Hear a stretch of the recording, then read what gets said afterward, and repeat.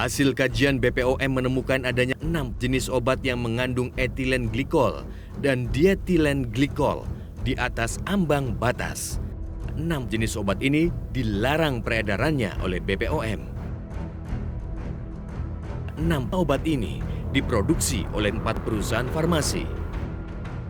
Karena masuk banyak sekali solvent tersebut, PEG, tapi dalam bentuk yang bukan pharmaceutical grade, ya, hanya kimia grade biasa, bahan kimia yang akan untuk industri cat, industri apa.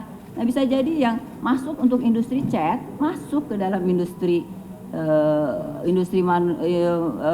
pharmaceutical, obat, ya. Masuk tidak dalam bentuk pharmaceutical grade karena tidak dalam kendali Badan POM. Badan Pengawas Obat dan Makanan atau BPOM menemukan ada sejumlah jenis obat yang mengandung kandungan etilen glikol maupun dietilen glikol di atas ambang batas yang tidak sewajarnya. Untuk saat ini juga disinyalir penyakit gagal ginjal akut yang menyerang pada anak ini disebabkan diduga kuat akibat mengkonsumsi jenis obat sirup yang mengandung etilen glikol maupun dietilen glikol. Namun untuk saat ini pemerintah belum secara tegas apa sebetulnya penyebab dari penyakit gagal ginjal akut yang menyerang ke sejumlah anak yang telah memakan korban hingga ratusan jiwa ini. Etilen glikol atau dietilen glikol merupakan zat senyawa yang berwarna bening dan tidak berbau yang biasanya digunakan sebagai pelarut dalam industri pabrik. Menurut ahli epidemiologi Pandu Riono, etilen glikol maupun dietilen glikol merupakan zat toksik yang berbahaya jika dikonsumsi oleh manusia. Etilen glikol itu zat yang sangat toksik, ya kan? Pada umumnya dipakai di industri, bukan di farmasi. Tidak boleh dipakai untuk membuat obat. Yang membuat obat itu tadi zat lain, walaupun namanya hampir mirip, adalah propilen glikol, ya, karena zat itu tidak toksik. Siapa yang bisa menjamin bahwa zat toksik itu dalam batas aman? Nah, apakah diserahkan ke industri atau di mana Badan POM juga ikut mengawasi? Nah, selama ini nggak diperiksa mungkin dan diserahkan tanggung jawabnya ke industri farmasi. Ya, ini yang menurut saya menjadi suatu di mana dipertanyakan. Sudah ada 3 perusahaan farmasi yang terindikasi melakukan pelanggaran karena memproduksi obat sirup yang beracun dan diduga sebagai penyebab gagal ginjal akut pada anak. Barreskrim Polri bahkan telah menaikkan status penyelidikan kasus gagal ginjal PT Avi Farma ke tahap penyidikan. Menginformasikan dan sudah memberikan hasilnya, ternyata melebihi ambang batas sampai 235 mg lebih, yang batasnya harusnya 0,1 batas toleransinya. Maka dari itu secara pembuktian formil kita tentunya kita kaitkan dengan pasal yang disangkakan memang ada yang dilanggar di situ. Disitulah kita menaikkan bahwa terjadi tindak pidana, makanya kita tingkatkan menjadi penyidikan.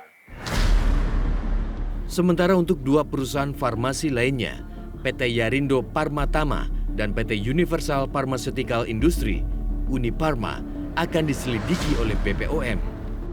Kita meminta pertanggungjawaban dari produsen produk obat yang ternyata mengandung pencemar yang sangat tinggi itu. Nah, inilah kemudian kita mengapa kalau pengawasan, kalau pembinaan, kalau melalui Badan POM memberikan sanksi administrasi tadi, bisa melakukan penarikan, pemusnahan, pencabutan lagi CPOB, CDOB, izin edar gitu ya. Plus dengan kemudian kalau ada indikasi kesengajaan pemidanaan. Sementara itu, Asosiasi Gabungan Perusahaan Farmasi Indonesia, GP Farmasi, membantah ketiga anggotanya menggunakan kandungan etilen glikol dan dietilen glikol. GP Farmasi menyatakan pihaknya telah meminta farmasi tersebut melakukan pengujian ulang. DEG dan EG, tidak. Sejauh ini tidak. Kalau benar ada anggota kami yang melakukan itu adalah kesalahan produsen tersebut sendiri. Di pabrik ini, untuk yang tadi kandungan ada nomor batch-nya apa, dilakukan pengujian oleh industri tersebut. Apakah benar sama hasilnya dengan yang diumumkan oleh Badan POM. Nah, ini kan lagi dilakukan sama-sama nih. Nah, yang 3 industri tersebut juga lagi melakukan tes ulang, ya, tes ulang. Nah, tinggal hasilnya kita lihat apakah benar sama hasilnya dengan yang dilakukan oleh Badan POM atau berbeda.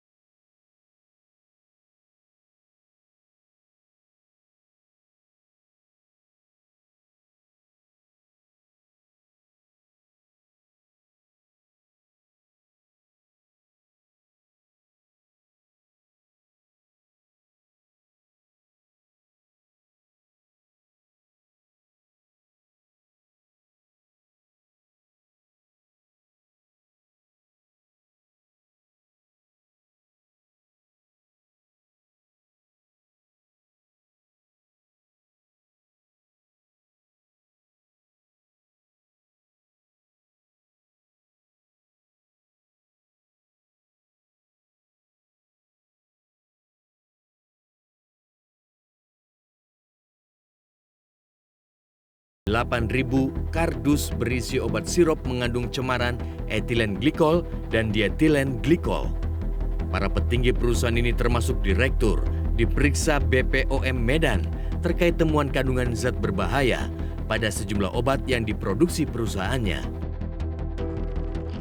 Kita menjadi korban atas penjualan bahan baku yang dijual oleh PT Logicom, termasuk juga Mega Setia.